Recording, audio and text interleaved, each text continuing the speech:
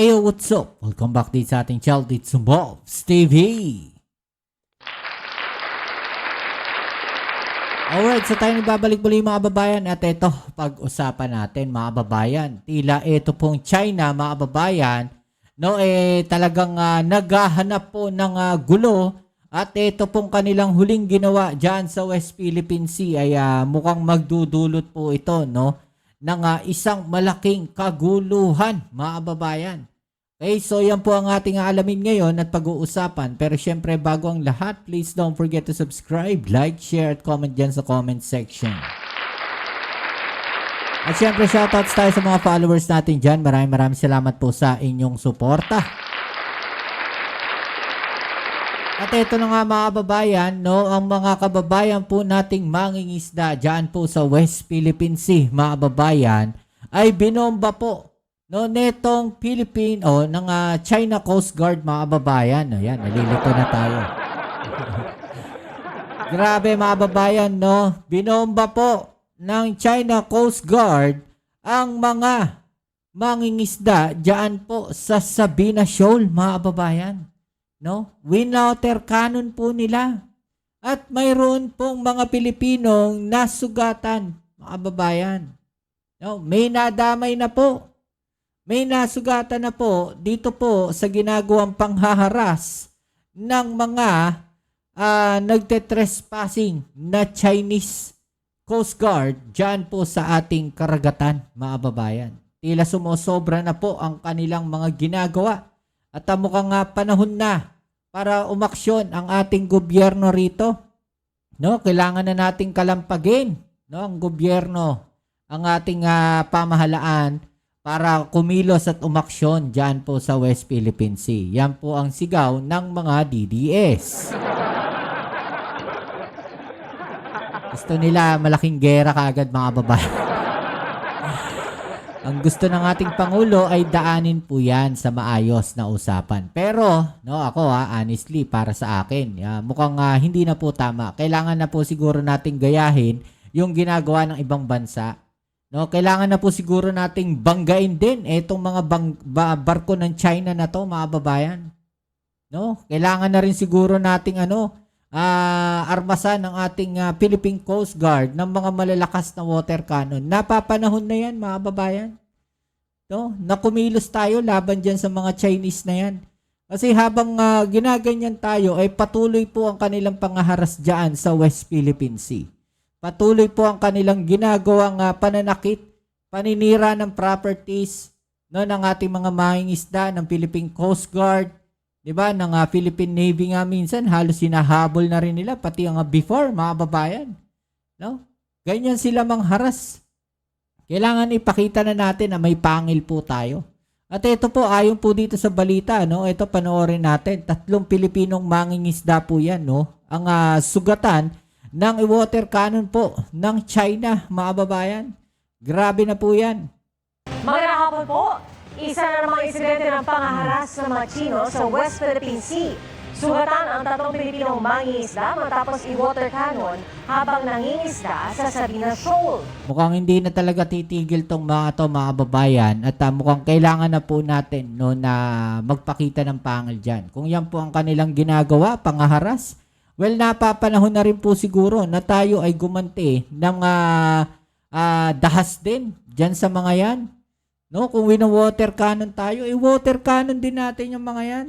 Pati yung mga mangingisda nila, ganun na rin siguro gawin natin.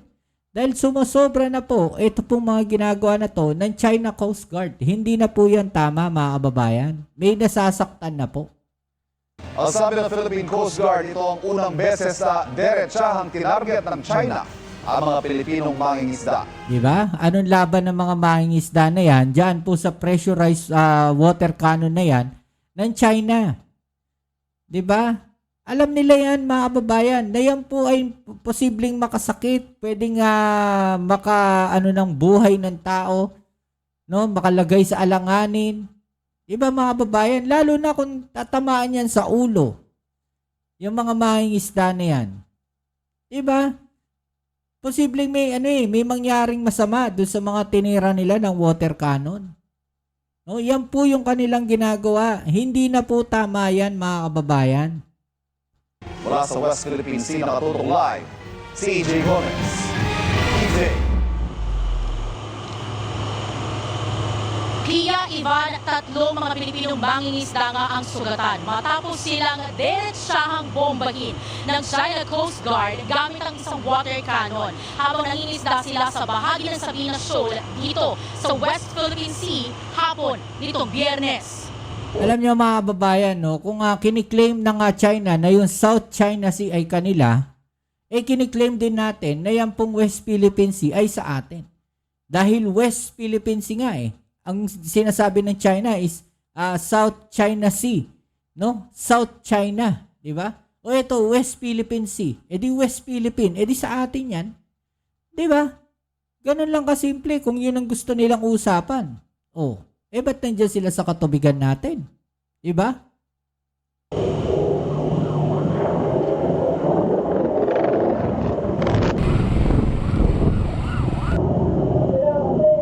Grabe, Yan ang eksena ng mga Pilipinong mangingisda na diretsahan silang bombahin ng water cannon ng China Coast Guard pasado 1:00 ng hapon kahapon. Sa isa pang video, kita ang aktual na paglabas ng malakas na bomba ng tubig mula sa CCG vessel na 21559. Ayon sa Philippine Coast Guard, nangingisda lang ang mga mangingisda nang mangyari ang insidente. Ayon sa PCG, 2 bangka ng mga Pilipinong mangingisda ang tinamaan. Isa raw sa mga ito na puno ng tubig na posibleng ikasira ng engine nito. 3 mangingisda ang sugatan. Nagtamo sila ng sugat, galos at gasgas sa iba't ibang parte ng katawan. Binigyan sila ng pangunang lunas ng PCG. Buti na lang nakaresponde kagad. Imagine ninyo, ayan yung mga barko ng Pilipinas.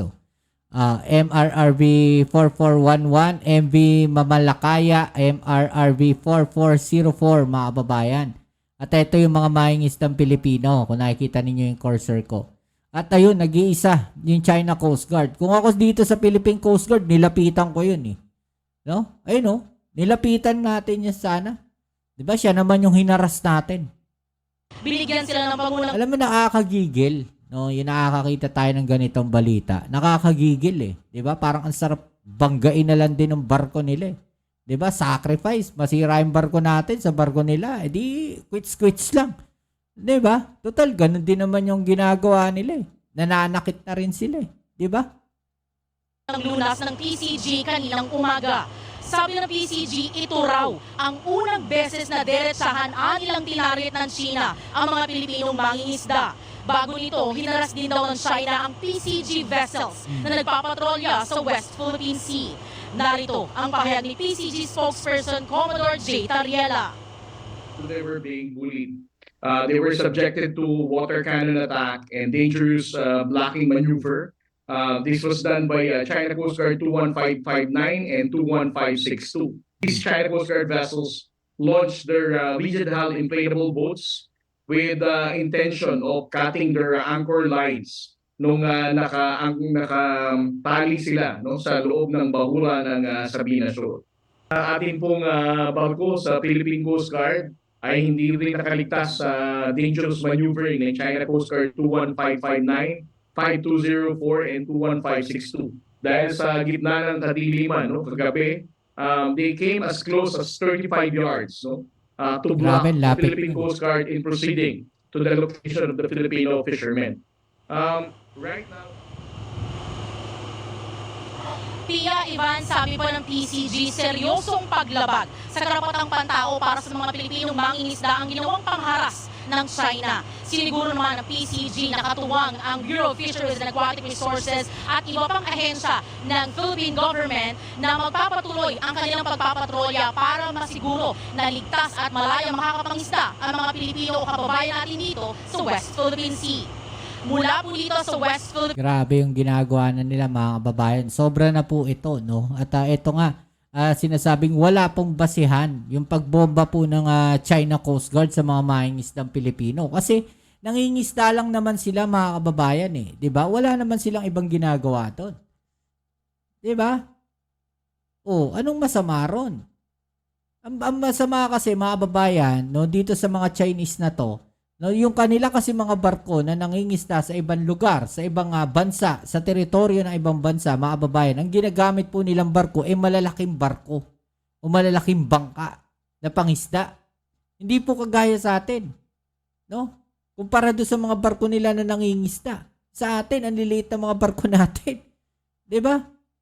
Hindi kagaya ng mga barko nila. Iginit ng National Maritime Council na walang pasehan ang pang-water cannon ng China Coast Guard sa mga mangingisdang Pilipino sa Sabina o Escoda Shoal sa West Philippine Sea. Ayon sa NMC, iligal ang anumang aktibidad ng China sa loob ng Exclusive Economic Zone ng Pilipinas. Sa insidente noong Biyernes, 3 mangingisdang Pinoy ang sugatan at nagtamo ng injury ng direktang atakihin ng water cannon ng China Coast Guard at nasa 20 Filipino fishing boats.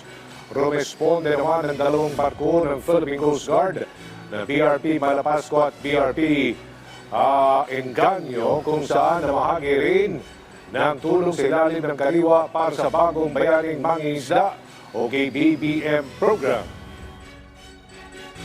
Ang mga pagkukumpulan o presensya ng mga susugang pandagat ng China sa kanilang ay sa kanilang ambisyon na talagang sakupin at angkinin nila ang buong ang lahat ng nasa South China Sea at West Philippine Sea. Yung sinasabi Na natin. atin namang tinututulan at ipinaglalaban sa legal at mapayapang pamamaraan. Sa ating mga kababayan, lalong-lalo na sa ating mga bagong bayaning mangingisda, sa gabay at pag-uutos ng ating Pangulo ng Bansa, si Pangulong Bongbong Marcos Jr., pagamat meron tayong hinaharap na malaking hamon sa West Philippine Sea, huwag po tayong mangamba at ipagpatuloy natin ang ating pangingisda sa West Philippine Sea.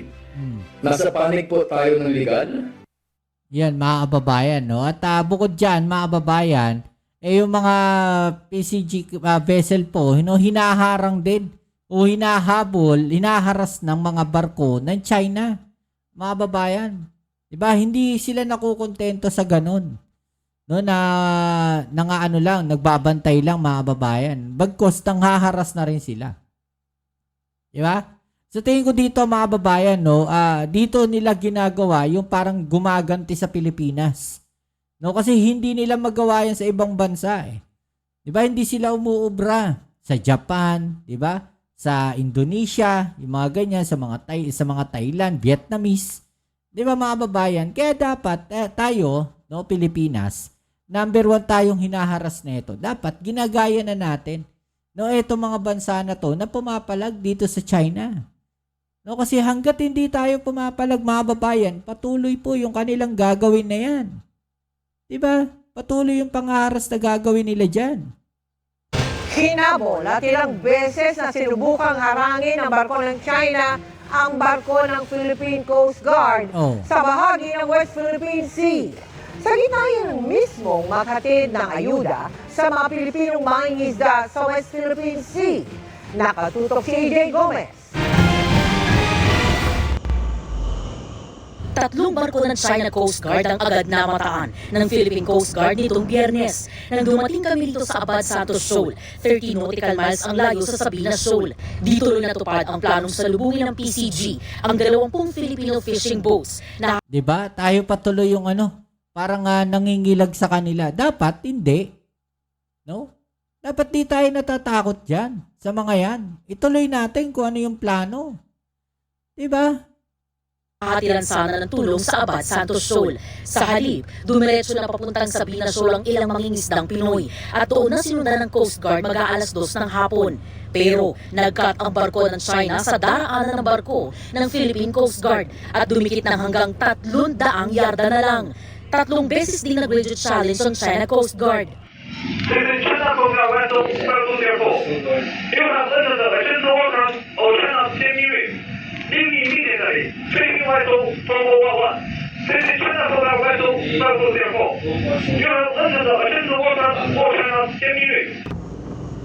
Itinuloy ng Coast Guard ang misyon pero muling namataan ng barko ng China Coast Guard mag-aalas 5 ng hapon. Hinabol nito ang barko ng Philippine Coast Guard sa kanang bahagi nito. Hanggang sa ikat nito ang Philippine Coast Guard na napilitang huminto. You do not possess any legal authority to patrol within the Philippines exclusive economic zone. Dapat pag ganyan mga kababayan, binabangga na nila eh. Diba? Alam mo yung nakakagigil. You are directed to depart immediately and notify us of your intentions. Pasado alas 5 ng madaling araw ngayong Biyernes, December 12, na makarating itong vessel ng Philippine Coast Guard na aming sinasakyan dito sa Abad Santos Shoal. Agad namataan ng PCG ang 3 vessel ng China Coast Guard. Sa mga punto pong ito ay pinalilibutan o pinaliligiran na po ng CCG itong vessel ng PCG, gayon din ang vessel ng mga Pilipinong mangingisda. Sabado, pagsikat ng araw ay nadagdagan pa ang barko ng China. Bukod sa 4 na barko ng China Coast Guard, ay meron ding isang Chinese militia vessel. Pasado alas 7 po ng umaga nang makita na po namin itong mga FFBs o Filipino fishing boats. Dito po yan sa Abad Santos Shoal.